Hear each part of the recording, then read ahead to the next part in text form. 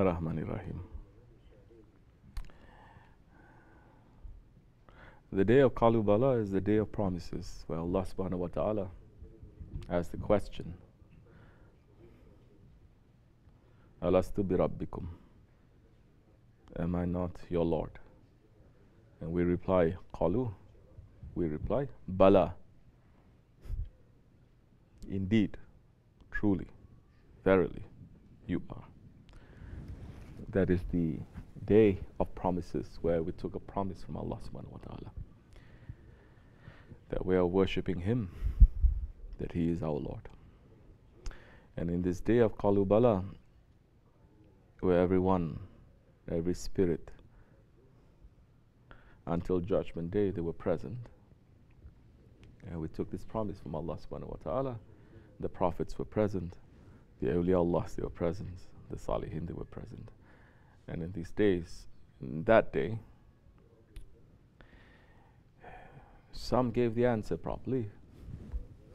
Some gave the answer after a while. Some gave the answer forcibly. Some gave the answer quickly.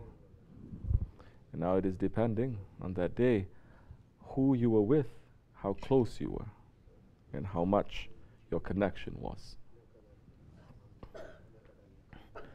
Now,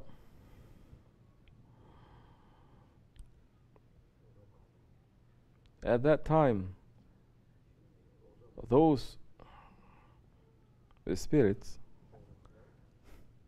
whoever they belonged to, behind a sheikh, behind a prophet, they were there gathered in that way also. Everything is ordered. Everything is perfect. Everything Allah subhanahu wa ta'ala is arranging it beautifully. The day of Kalubala or the day of judgment. Never it is complete chaos. Never. So in that day, those ones who were behind the Prophet ﷺ, they were already chosen. And they were put. And those ones who were behind certain awliya Allah, they were also chosen and they were put. Now, you're saying that you took the bayat at the age of 35. You did not take the bayat at the age of 35.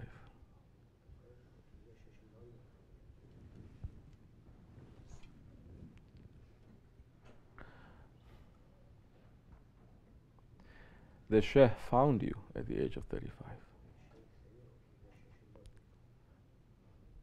From the age until the age of 35, you are busy finding other things. Now tell me, from the age of 1 till the age of 35, you were looking for Allah, and you're looking for Prophet, and you're looking for your Shaykh. Tell me.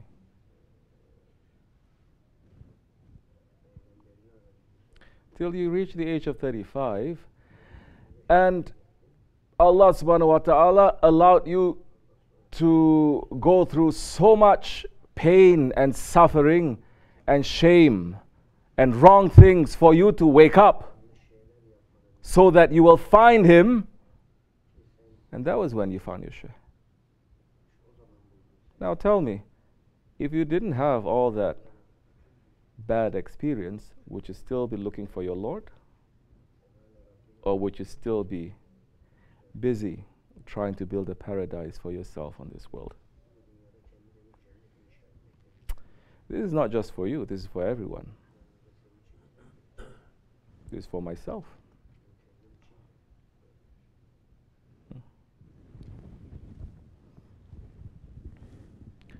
You are allowed to get dirty so that you wake up, because you didn't wake up until the age of 35.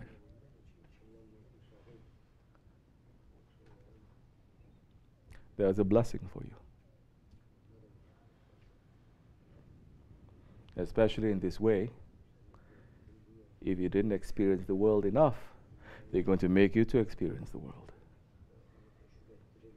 Until you have no illusions what this world is, then you're going to run towards Allah.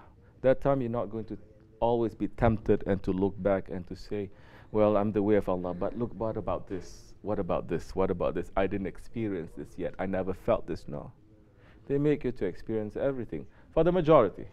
There's some, there are exceptions, of course, there are exceptions, but for the majority, they make you to go through every hole. So, you discover the world yet? Good. Now you understand what this world is. Now maybe you'll be more relaxed to look for Allah, because Allah subhanahu wa ta'ala saying through the mouth of the Prophet alayhi salatu wasalam, because Prophet alayhi salatu wasalam only speaks for the sake of Allah, never from his ego, and that is ayat.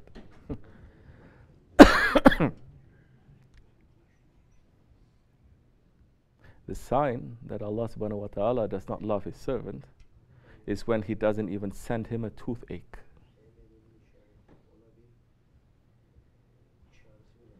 The sign that Allah does not love his servant is he doesn't even give him a toothache. Now that is a very big hadith, a very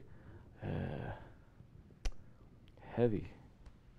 Because a toothache, awliya Allah, they are saying it is one of the tortures of Jahannam. Yeah? When it hits you, you forget everything. It's like Judgment Day. It's like Jahannam. You forget your father, you forget your mother, you forget your kid, you forget to eat, you forget who said what to you, you forget your hate, you forget your love, you forget everything except for your toothache. Correct? And for the servant, when the toothache comes, what does he say? Yes, Allah, Allah. He starts to remember his Lord. So, there is a blessing, showing that Allah is still loves you, pulls you to Him. Besides, if you had found your Shaykh, well, you didn't find your Shaykh found you. You managed to escape for all these years, and he found you and he pulled you in.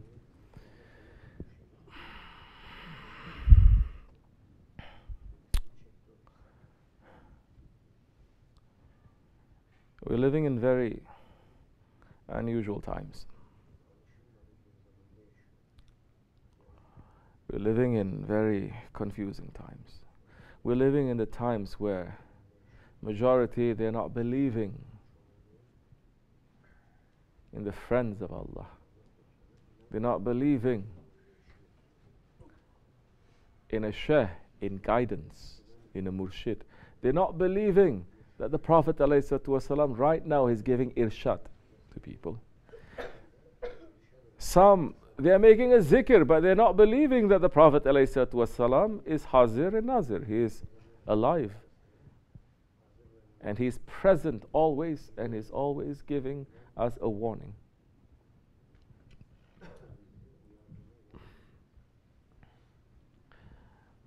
We are living in very dangerous times. We have to be careful. Now is the time we need more than ever to follow murshids and shaykhs. Don't worry. If you're a crooked one, you'll find a crooked shaykh. There are plenty out there. If you're a good one, you're going to find a good shaykh. If you're looking just to be a servant, you're going to find that one who will teach you how to become a servant to Allah. But you have to be sincere. I just saw one. I don't know who this person is. Maybe he's an awliya Allah. I don't know. I'm giving him that much of an excuse. But, you know, people are kissing our hand. Of course, it's not my hand, the Shaykh and his hand. I'm seeing this person is sitting down, very majestic looking. One person bringing another person to come in. Every kiss of hand is putting money. Every kiss putting money. Every kiss putting 10 times he kiss, 10 times he gives money. Then he goes next one coming in, 10 times kiss, 10 times giving money. Notes. He's taking, the Shaykh taking, putting over his face, giving it to other people, and continuing. I see a long line there. I'm saying, yeah, you're so stupid. Shaykh says that time to time. But there, if you think you can pay a share to get what you want, you will find sheikhs like that. Go ahead and find him. They're out there. But if you're looking to be a servant of Allah, to be zero,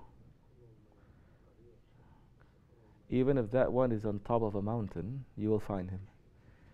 Even if he is behind the mountain, you will find him.